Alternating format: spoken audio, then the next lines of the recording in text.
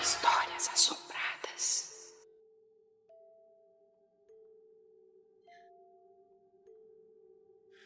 Perdi parte do meu rosto.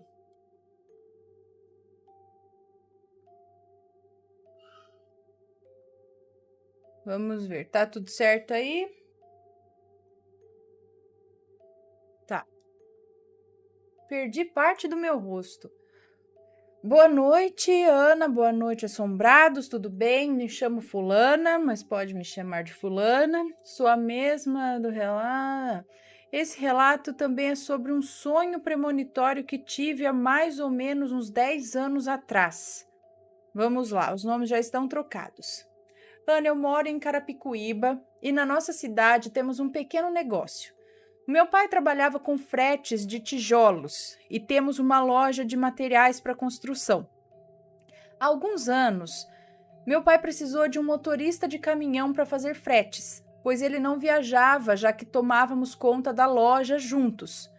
Antes mesmo de colocar uma placa, um senhor, que vou chamá-lo de Antônio, passou na loja e suplicou para que o meu pai desse o emprego a ele, pois a sua família estava passando por muitas necessidades.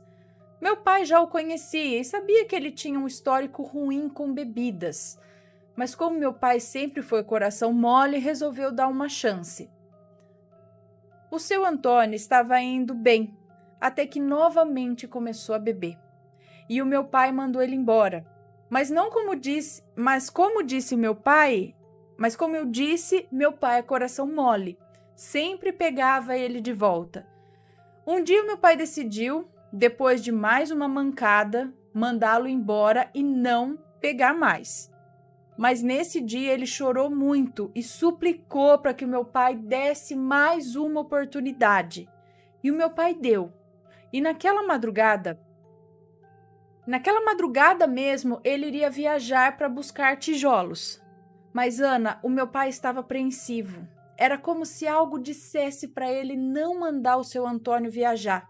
Mas ele acabou mandando por dó do pobre homem.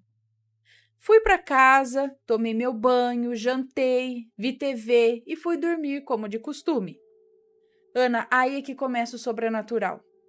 Eu tive um sonho tão horrível, eu não sei descrevê-lo, não sei descrevê-lo mais com tanta riqueza de detalhes, pois faz muitos anos. Mas em sonho, uma coisa, uma sombra, um fantasma, uma fumaça, eu não sei, arrancava o lado direito da minha face. Sim, Ana, arrancava todinha a minha pele e eu podia sentir a dor como se fosse real. Eu acordei, como sempre, com o som do meu próprio grito e com as mãos no rosto do lado direito.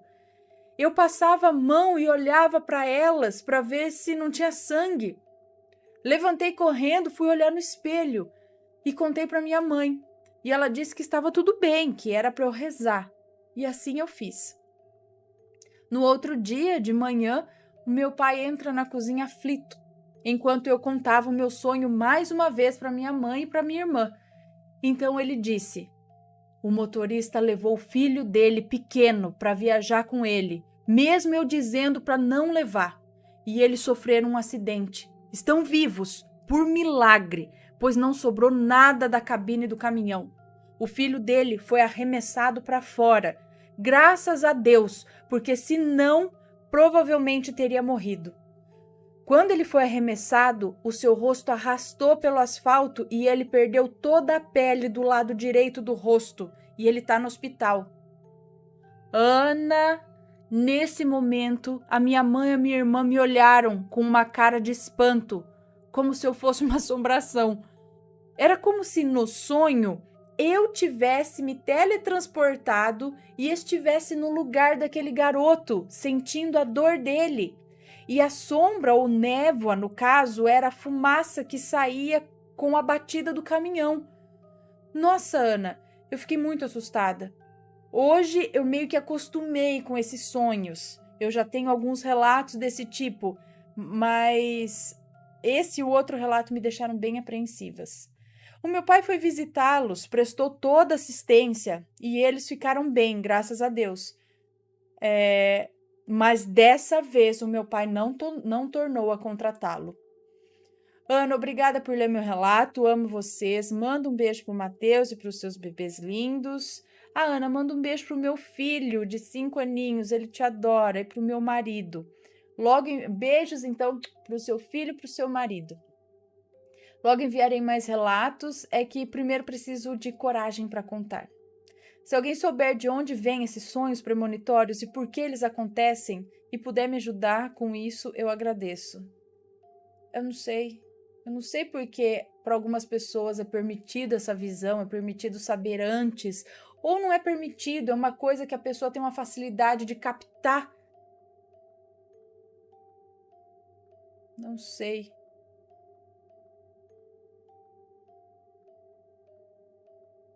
Porque não é preciso, né? Você não consegue chegar e evitar, falar, não, eu sonhei que exatamente tal pessoa vai se acidentar em exatamente tal lugar, portanto não vai. Não dá para fazer isso, né?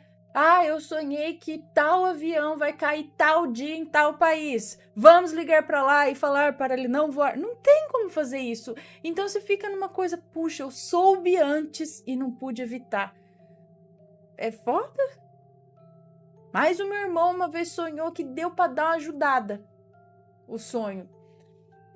Vou contar de novo aqui. Eu sei que eu já contei outras vezes, mas para quem não viu, meu irmão, vira e mexe, deu uma parada. Mas um tempo atrás ele tinha. Ele até fez um blog, sonhos premonitórios e tal. Uma época aí. Mas teve um desses sonhos, ele sonhou, quase tipo o sonho dessa moça. Ele sonhou que estava no banco do passageiro ao lado de uma pessoa que estava dirigindo em alta velocidade. E essa pessoa dirigia muito rápido e ele estava até apreensivo do lado desse cara, assim, porque o cara estava correndo muito, era como se ele estivesse fugindo. E ele acelerava e ele virava aqui e era um carro branco. Meu irmão estava dentro de um carro branco do lado do passageiro. E esse cara correndo, e de repente ele viu passar aqui do lado dele um posto de gasolina e aí, pum, o carro bateu. E ele tava no carro, pá, bateu. Acabou o sonho. Não sei quanto tempo depois, se foi no dia seguinte, se foi alguns dias depois, surgiu uma promoção na Jovem Pan. Eu tinha, acho que 13 anos na época, 14 anos, e surgiu uma promoção na Jovem Pan que aquele grupo boy band lá, Five, veio para o Brasil.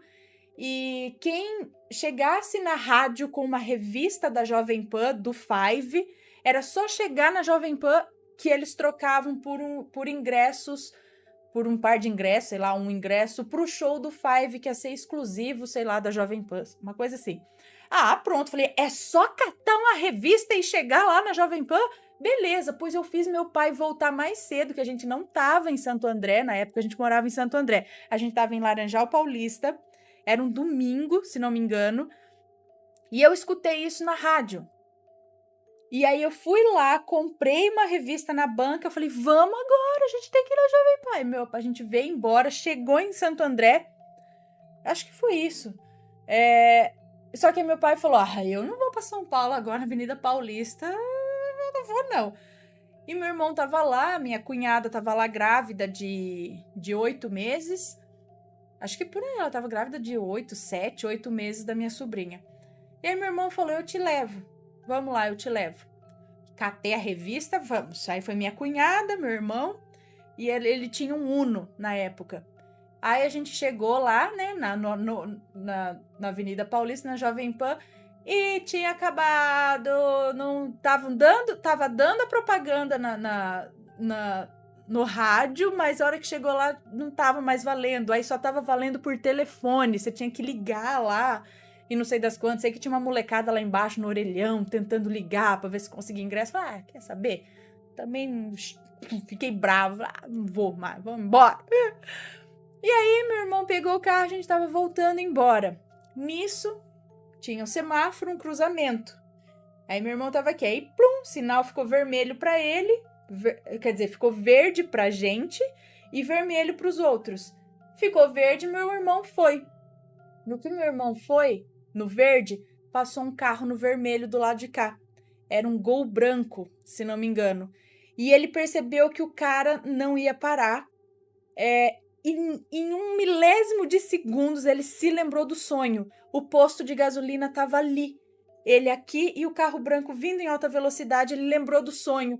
E ele falou, vai bater. Eu acho que ele não tinha nem atravessado o sinal vermelho ainda. Ele lembrou do sonho, ele viu o carro vindo, acelerado, e ele pensou, vai bater, é o sonho. E aí ele acelerou mais, porque ele teve aquela consciência, vai bater.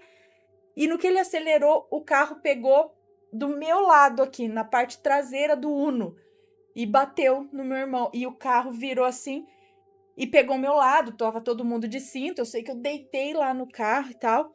E aí o cara deu ré e fugiu. Fugiu da batida. Teve gente que anotou placa, tudo. Meu irmão saiu do carro. No que meu irmão saiu pra falar com o cara fugiu. Fomos pra delegacia, tudo, e aí ele falou do sonho. E no sonho dele, era como se ele estivesse no carro do cara que bateu. E depois, investigando a placa do carro e tudo mais, ficaram sabendo que era um carro roubado. E o carro foi roubado, se não me engano, no Paraná. Então, talvez o cara tivesse usado o carro num assalto mesmo. Ele estava fugindo realmente, ele passou no vermelho.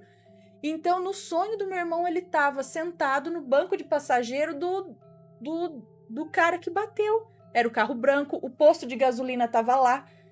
E talvez essa lembrada de sonho serviu para ele dar uma acelerada um pouco a mais para o carro não bater direto na minha cunhada que estava grávida. Bater do lado dela que estava grávida. Vai saber, bateu do meu lado. Mas tudo bem, eu era jovem, 13 anos.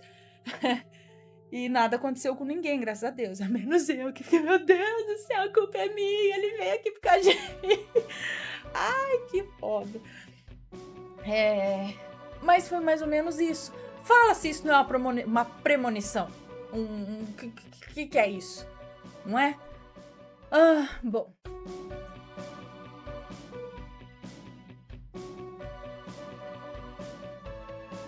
Está gostando dos relatos no Reverso Assombrado? Então não se esqueça de deixar o seu like.